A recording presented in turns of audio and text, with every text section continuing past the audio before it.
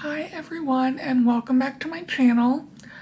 In this video I just wanted to share kind of a quick life story and what I was like before I got sick in March of 2020. So when I was born I was really sick.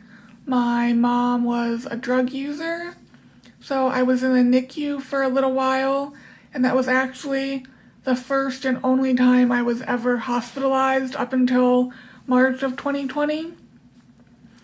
So since my mom was on drugs and also had AIDS, she was not granted custody of me, and my biological father didn't claim me because I wasn't quote unquote black enough. He was a very dark-skinned Puerto Rican and my mom a very light-skinned Caucasian. So I lived with my maternal grandparents and great aunt, and they're the ones who raised me. So there were custody battles all through my childhood. My mom wanted more visitation rights or custody, but I lived with my grandparents and great aunt for as long as it went on, and I'll get there. So when I was 6, my grandma died suddenly of a heart attack, and then I started going to visit other family. I was a victim survivor of child abuse, and then when I was 14, when I was 11, my mom died. Again, like I said, she had AIDS, so her death was sort of slow and I knew it was coming. When I was 14, my grandpa died. Then it was just me and my great aunt.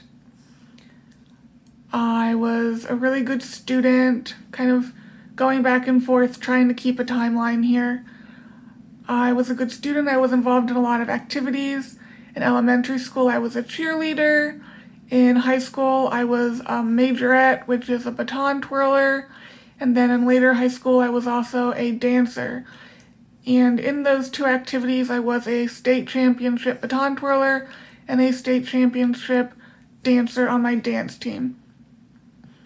So I was very active throughout elementary and high school. I went to college. I got my bachelor's in psychology. In college, I fell in love with lifting weights. After college, I moved to the East Coast to live with a friend of the family who I called Dad. He was like a father figure to me. He died suddenly in 2016, and I actually found him as he was dying and tried to do CPR, but it didn't work. And then the next year in 2017, my great aunt died, and so now it's just me. Prior to getting sick, I was still active in lifting weights. I got into powerlifting. I loved going on cruises. I loved hiking. I really wanted to go back to St. Kitts and hike Mount Leomiga again. But yeah, otherwise, I'm not going to say life was normal because it was obviously very traumatic. I do have post-traumatic stress disorder and suffer from major depression as well, and have since I was young. I've been in and out of therapy for basically my whole life, so that's not new or anything. But I just wanted to share kind of what my life was like before I got sick and sort of where I'm coming from. So that was kind of what life was like. I was normal, I was working, I worked in healthcare, so I kind of have like the inside view of what's going on when it comes to doctors and being hospitalized and all of that. But life is very different now, and it's hard to come to terms with being so limited in what I'm able to do comfortably. Whereas before I was active, going to the gym, lifting weights, working. Now I get short of breath, talking sometimes, or definitely walking up the stairs, or just walking in general. And it's been hard being dismissed by doctors, being told I'm out of shape, or that it's my autoimmune disease, which my rheumatologist says it's not, or that it's mold, or what have you, and no one seeming to look at the bigger picture. I just keep thinking, like, what's wrong with me? Like, I'm the common denominator here. Like, all these doctors are basically saying similar things and not wanting to look at the big picture. Like, what is it about me that is making them act this way?